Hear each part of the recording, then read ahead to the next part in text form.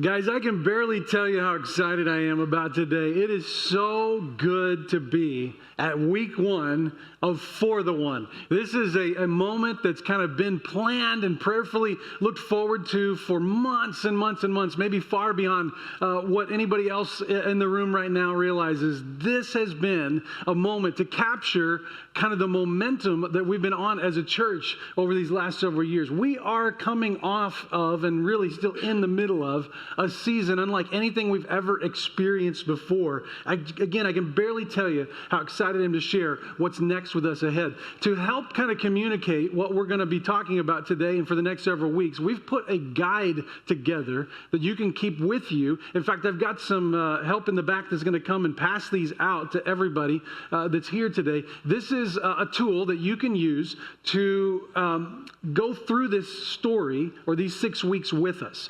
Bring it with you every week when you come. If you're in a small group, take it to your small group because our small group content is going to be connected together with this as well. And so we're grateful to be able to have that opportunity for that as well. So I'm just going to keep talking as these guys pass them out. Just be patient. They're going to get one in everybody's hand. But this is, again, something you can use during the week, not just on a Sunday. There's questions involved. It's kind of designed to be a personal, reflective experience that you can go through our For the One journey together. So 6 years ago, we came together to tell a new story as a church. And we use that language even very specifically. Time to tell a new story. And we use that phrasing for this reason. We were 50-ish years old as a church, and we felt like, if we were honest, that while we had had great ministry and had several seasons of great ministry, that we kind of had not established the impact and influence that we felt like we should have for a church that's been around as long as we've been around. And so we made an intentional effort to say, let's change that. Let's do something about it. And so we did. We all did. We all went in together to do something very, very tangible, very specific, an intentional effort to tell a new story by giving a gift to the community, by building a bridge to the community, and by multiplying the opportunities that we had to share the good news. And so today is not about telling a new story. Today is about telling the next chapter in the story that's been started about 6 years ago. A story that was connected to Open the Door, a story that was connected to the center. And I think that it's important to call attention to a couple lessons that we've learned over the last several years that's come out of the season that we've just been in together. Like these lessons fuel us. They will fuel us as we move forward as a church into this next season. And one of the ones that just is obvious to me, if you've been here for the last several years, you've probably been able to witness this as well. But it would be this, that it's hard for a community to ignore a church that goes all in. It's hard for a community to ignore a church that says we are all in for God and we are all in for you. And essentially, that's what Open the Door was intended to do. It was a 2-year initiative designed to tell the community we love them, we love God, we want to see that connected. We want to see that connected. The community has responded, and they're here all the time. And one of my favorite conversations to have with people at the center is the kind of conversation where they don't have a box to put any of what they're experiencing in. And they're just kind of looking around, and the kids are playing and stuff. And it's either like, what? Or wow? Or how?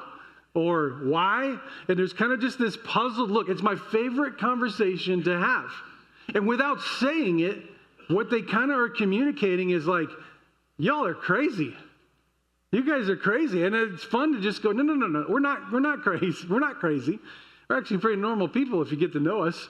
We love you. We love our community. We love God. And his love for us requires something of us.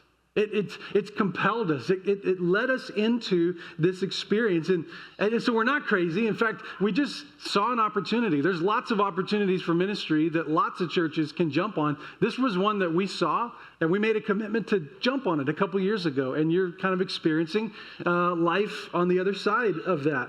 So each of those conversations has reminded me of a conversation that the Apostle Paul had in 2 Corinthians chapter 5. Where there were some people that thought he was a little crazy. And he kind of has to defend himself a bit, but I love the way he has this conversation in 2 Corinthians 5, because he says, listen, if we are out of our mind, as some say, it's for God. And if we're in our right mind, it's for you. It's for you. What a fun way to characterize the ministry when someone says, why do you do what you do? This seems a little bit much. That you say, listen, I get it, that it might be abnormal. You might think it crazy. If you think we're crazy, yeah, God drove us to that. It's because of our obsession and our love for God. If you think we're sane, normal, rational people, we love you, and that's why we did this. I think for Paul, he went, hey, I don't care. That's a win-win. However you perceive me, I'm good with either outcome. Either our faith in God has led us to do this, or our love for you has led us to do this. I think we would say with our opening the center, it was both. It was a connection of both. We know sometimes we're misunderstood, but that's okay. And while we might not know exactly how we are perceived by everyone, we can say with certainty that a world that was always right here in our own backyard has gotten connected to the ministry of the church in a way that they never have before. And unmistakably, part of that, a big part of that, has connected to the daily connections that we're able to make as a church with our people throughout the day. Any given day of the week, somewhere between 100 and 400 people are here experiencing life at the center. If we were to just, for the sake of finding something conservative that I know we could say is actually happening, 200 people a day times 350 days a year, not even every day, but let's just say that's 70,000 visitors. 70,000 visitors. Some of you know that if it's raining, it feels like 70,000 are here at one time. If it's cold, if the weather's inclement, that's one of the best things about this experience has been we were able to meet a community need and provide something that did not exist and then use that to connect people to Jesus. Hundreds of people are here every day, and now more than 1,000 people more call Northview their church home than did just a few years ago. It's a remarkable season that we've been in, extending our church's reach, extending the growth. It's been unmistakable. And I believe that God, it all came about because of an accelerated season of unity and generosity a few years ago. God used that in a powerful way, and we believe that he's calling us to do it again. Calling us to do it in this next season that we're theming For the One. As we saw in the video, it's connected to the parable of the lost sheep. One of our core values is connected to that parable. The core value, one more, comes from the parable of the lost sheep in Luke chapter 15, where Jesus said, suppose one of you has 100 sheep and loses one of them. Doesn't he leave the 99 in the open country and go after the lost sheep until he finds it? The key verse, or the key words in that verse, are the words, doesn't he? Doesn't he? Doesn't he leave the 99? That's the way this question is being asked. Doesn't he leave the 99 and go out into the open country to find that one more lost sheep? Doesn't he? Everyone who knows Jesus knows he's the good shepherd. Yes, he does.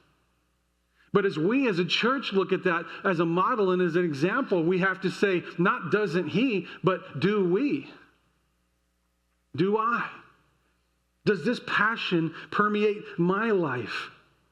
That's why we like to say around here that the right-sized church is always one more. It doesn't matter how big a church is, there's always room for one more. But sometimes you have to make room for one more. And For the One, in part, is not just about doubling down on our mission to seek and to save the lost that Jesus has asked us to partner with him in, but it is intentionally about making room for one more. It's a commitment to make room and a response to the growth that we have seen.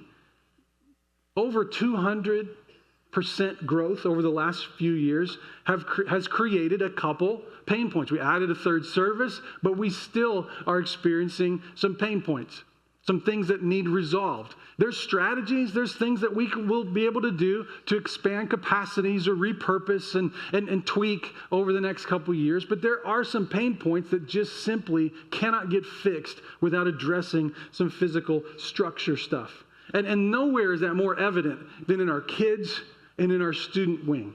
If any of you have checked in your children this morning or after, between second and third, you know exactly what I'm talking about. I used a stat in the slide in that video that was already obsolete because just last weekend we blew some of the numbers that we put on that video by like 40 or 50 in both children and students. All those numbers are sharing that same space in the kids' wing. They're absolutely at capacity. These rooms are just not hardly able to hold. So part of what For the One is going to do is build a multi-purpose gym off of the center, on the east side of the center, which allows our student ministry to relocate to that new space, which allows the kids ministry to slide into the original auditorium and have the largest space in that kids wing now theirs to be able to spread out into and to grow. It's a huge pressure relief for a growing kids ministry. Hear me. This is the greatest problem a church could ever have. So when I say crisis, lids, problems, you need to hoop and holler and praise God because he has done something incredible in our midst. A majority of our growth has come from the growth of families who are bringing kids and students, and we need to make room for them. The gym expansion allows us to meet those immediate growth needs in the coming years with student ministry relocating, kids ministry being able to expand out into the kids wing. It dedicates the kids wing, allows it to be more secure, which is a big win as well. The new gym will provide a vibrant ministry space for all ministries to be able to spread out into as well. And it gives us great flexibility for the future, whether it be overflow space, whether it be future expansion on the north end of the building. Significant work would have to happen for that to be a reality. And we would now have a flexible space that things could move into temporarily while that work happened. And not to mention that it opens up the conversation that we've always wanted to have with the center, which was to connect into our community by providing one of the most desirable amenities in town, which is an open gym that could be used for various activities, various sports, banquets, all kinds of presentations. There's limitless use that could be used. It's a highly desirable and usable community space. So how do we get there? How do we see this come about? Let me highlight two primary goals, two main goals through this 2-year initiative that we want to have together. We're kicking it off today in conversation, but officially this won't start until December 1 of this year, and then it'll run through December 31 of 2027. How do we get there? Number one goal, primary goal, is 100% engagement. 100% engagement. What do we mean by that? Well, first and foremost, For the One is about developing the heart of a disciple. So I know it's easy to say we're trying to build a gym, and that's what this is a project-based initiative. For the next 5 weeks, we're going to talk far more about the heart and where we give from than what we give to, because that's far more important. Because any project's going to come and go, but what is God going to do with the heart of a disciple for the rest of his or her life is of far, far, far more consequence and value. That's the conversation that we're going to have. So engagement is about an honest, fresh conversation with God that everyone who calls Northview home can have. Our goal is that everybody does that. Not just a few people, not just a handful. This isn't a 10-family initiative. We need everybody 100% engaged, prayerfully asking God, God, this is my church home. We've seen what you're doing and the growth and the impact that we've had. How, as we look into the future, what do you want me to do What's our part? What's my part? What are you calling me personally, us personally, to do? I want you to engage with God over the next 5 weeks prayerfully and ask that question about December 1 of this year through December 31 of 2027, those 25 months. God, in those 25 months, what do you want me to do with everything that you've given me during that time period? We believe that if we all have that conversation, God will meet all our needs and then some. It's a faith-stretching conversation to engage sincerely, to allow God to lead you through. But we know that he wants to do it. The secondary goal is $7.5 million raised over 2 years. Let me speak to this for a second because this is one number. One number. Sometimes churches will do 2 numbers, and you have like a general fund, and then you have a building fund. We're putting this all together in one singular number so that this one number represents everything that we believe God is calling us to do over the next 2 years. That means inside of that 7.5 million is not just the expansion of the gym, but is also 2 years worth of operating budget. I'll show you the breakdown on the screen. But 2026 and 2027's operational budget. That's everything we do. That's everything from missions to ministries to salaries, facilities, insurance, utilities, all of it. $2 million each year. And then in addition to that, the $3.5 million for the gym expansion. Pricing for the gym is coming in right at that 3.5 or just a little above, but we're going to hold that number there for the sake of communication. Our goal is to take out as little debt as possible for that expansion, but that is totaling $7.5 million. And every dollar given over that 25-month period will be going towards that goal. 2-year initiative that encompasses every aspect of ministry. It's going to stretch us. It will stretch us. Open the Door stretched us. And one of the things that I learned, and I would say we learned as a church, an unmistakable lesson, is that without a doubt, generosity opens doors. And there was something that God did through the generosity of a church during that period that's unmistakable. Generosity, flat out, it just opens doors. Doors that were previously shut. I mean, I can tell you as a church, you want to have impact all the time. You want to have influence all the time. But generosity literally changed the trajectory of our church. And I believe it can change it again. And if you've ever wondered why, like how did that happen? What was it about it that was so significant? I think the answer is actually pretty simple. It's because God has written generosity into the code of the universe. God is a giver. He's a giver. And when he made the world, he baked into the code generosity. And when people live generously, they find life making more sense. They find fulfillment in ways that they couldn't find it by holding on to. God has baked it into the code of creation. He is a giver. He gave his only son. We are made in his image. So made in his image, if he's a giver, as we give, we experience the life that he's called us to. That's what I want to be talking about. And I want to invite you into a conversation on over the next several weeks. I'll paint the illustration this way. One of my favorite voices into my own kind of pastoral heart development has been a pastor named Eugene Peterson. And in one of his books, the book called Run with the Horses, he writes about seeing a family of birds at his house in Montana, seeing this family of birds teaching the young little birds to fly. He watched this happen over a period of days. And he writes in his book, 3 young swallows were perched on a dead branch that was perched out over the lake. One adult swallow got alongside the chicks and started shoving them off towards the end of the branch, pushing. The end one fell off. And somewhere between the branch and the water, 4 feet below, the wings started working. And the fledgling bird was off on his own. Then the second one did the same. But the third one was not to be bullied. At the last possible moment, his grip on the branch loosened just enough so that he swung downward and then tightened again. bulldog tenacious. The parent was without sentiment. He pecked at the desperately clinging talons until it was more painful for the poor chick to hang on than risk the insecurities of flying.